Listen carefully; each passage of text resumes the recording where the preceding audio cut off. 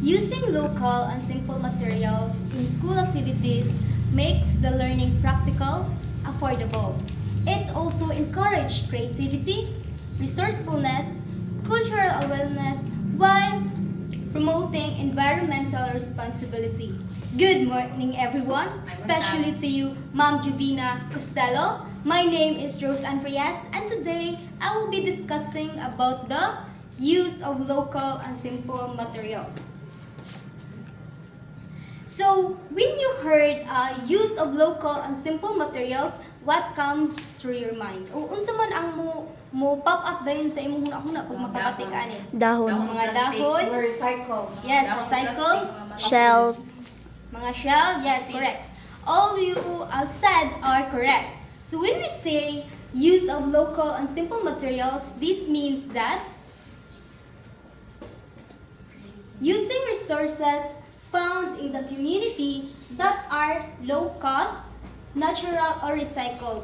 This means that making the things or using the things that are available in your surroundings. It could be plants, soil, stone, old boxes, mga plastic bottles, and also papers.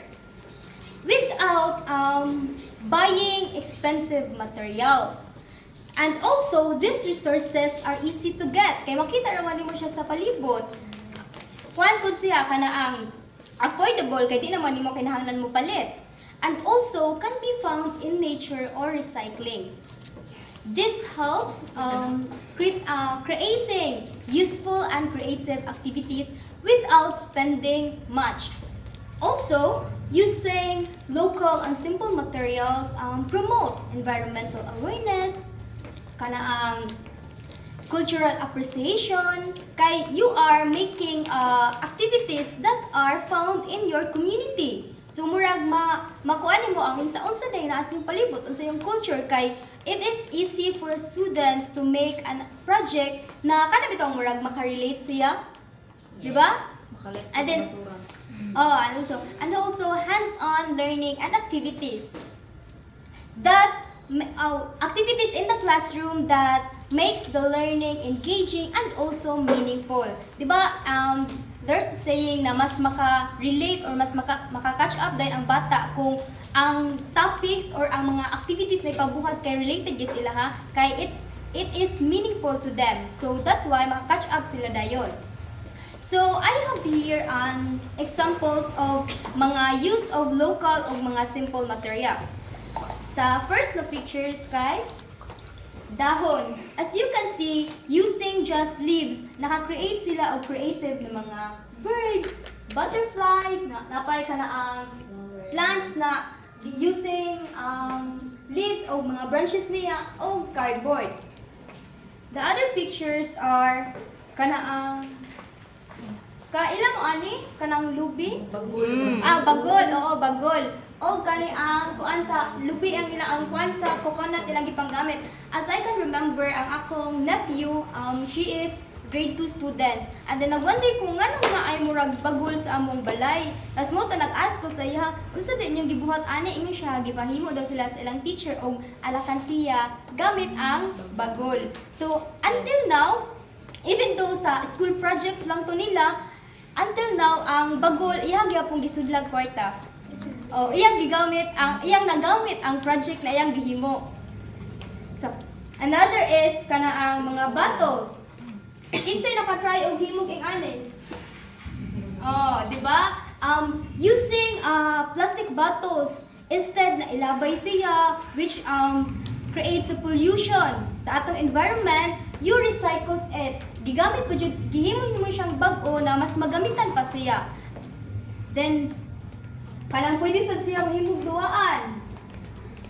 And then the other examples are kani ang cardboard na gihimog house pero kani bugat-bugat ni siya na activities. So dili mo siya, of course, dili mo siya ihatag sa mga grade 1 students. Ihatag mo siya sa mga grade 4, 5, 6. Oo.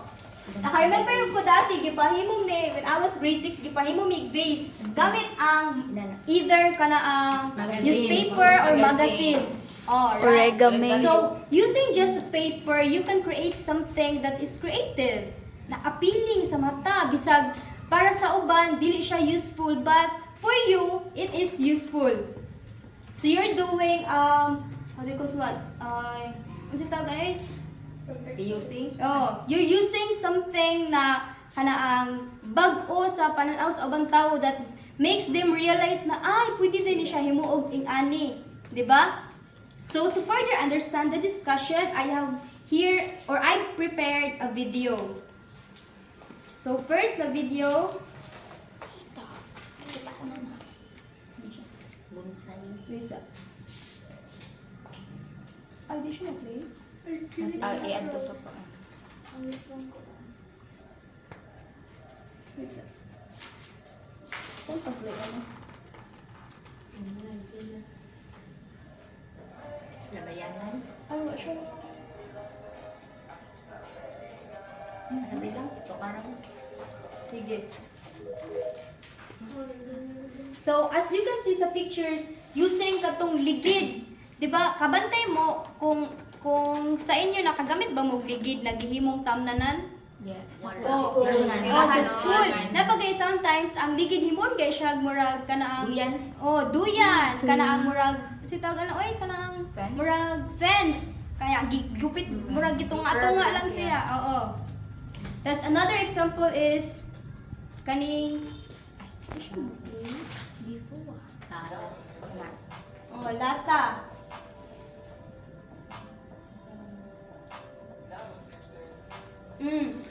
Ang lata, gihimo niya pwede butangan ng ballpen, mga pencils, mga kanang mga things na masiguro po dira sa lata. Another is using plastic bottles, they created an animals.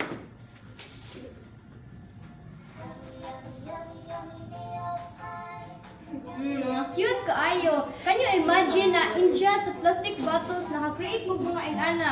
Pero bugat siya na activities pag sa kids ni mo ihatag. Pero pag mga dagko-dagko, with your guidance, maka-create sila ingana. Shaping to. Oh.